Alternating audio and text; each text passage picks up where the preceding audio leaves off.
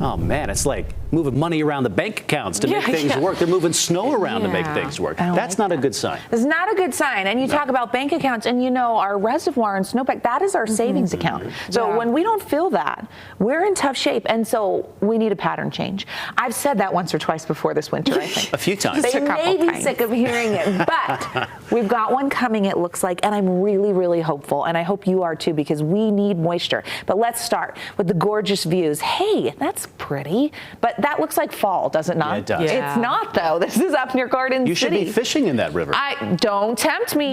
You know I love a February fish. I learned that last year, Macklehattan. Don't tempt me. Gonna see me in my waders next. Hal got this one from Tooele. Great shot. Thank you, Hal. We always appreciate you. Weather at abc4.com for your photos.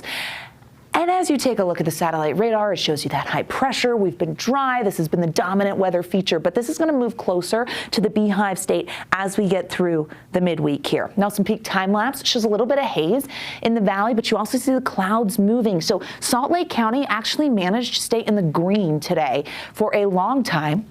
And that includes tonight and this evening.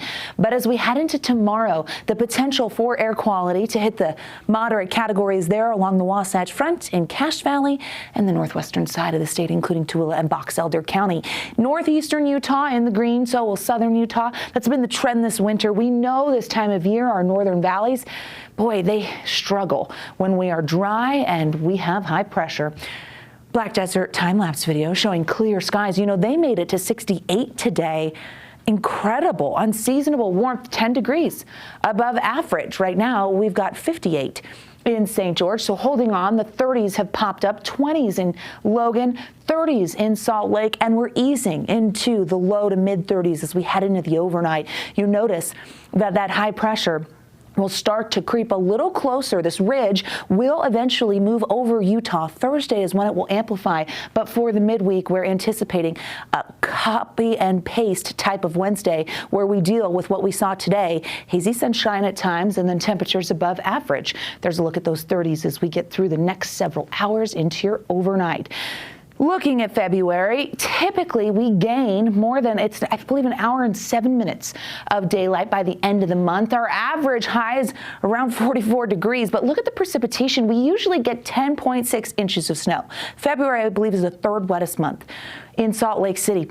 But in order for us to get snow at 10 inches at that, we would definitely need to see the pattern shift. Let's talk about it, because this ridge is on the move. This is a ridge of high pressure, and I mentioned it's moving towards the Beehive State. For the rest of the work week, we're dry, we're quiet, we're above average. That even holds into the weekend, but you see those two systems? They're working in tandem to nudge that high over to the east.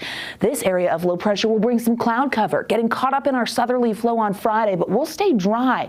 Not much of an impact from that first one coming through, but it does open the door for a different setup, which means Monday into Tuesday, cooler and unsettled conditions with this storm system that could move in and impact northern and central Utah. That's a big deal. But what we like to see is another dropping in possibly as we roll into next Wednesday. Hey, a series of storms would be greatly welcome, but it's not just us, it's the west. And we like to see that change because that's where high pressure has really been in control. Futurecast is very, very quiet, calm, and stays that way for the remainder of the work week. I just explained why, but you see that cloud cover kind of sneaking in Friday evening into southern and central Utah. But let's look at precipitation potential for Monday, because we see it throughout the west and then, yes, northern and central Utah with the chance of some wet weather. Let's go. Let's go. We need it. We will take anything. Valley rain, mountain snow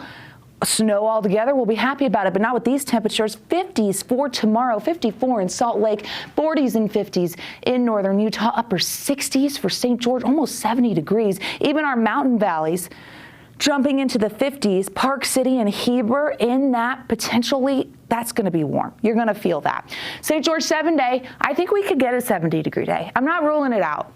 I'm just saying that high pressure ridge moves over us. Few clouds by the weekend, slight chance into Tuesday. As we look at the Wasatch Front, this is where things get interesting. Okay, I mean 50s in February. Whoa, that's warm. But Monday and Tuesday, cooler air starts to move in with the chance of some isolated showers. Changes. Keep them cooking, keep them coming. Let's go ahead and send it back over to Brian and Sarah.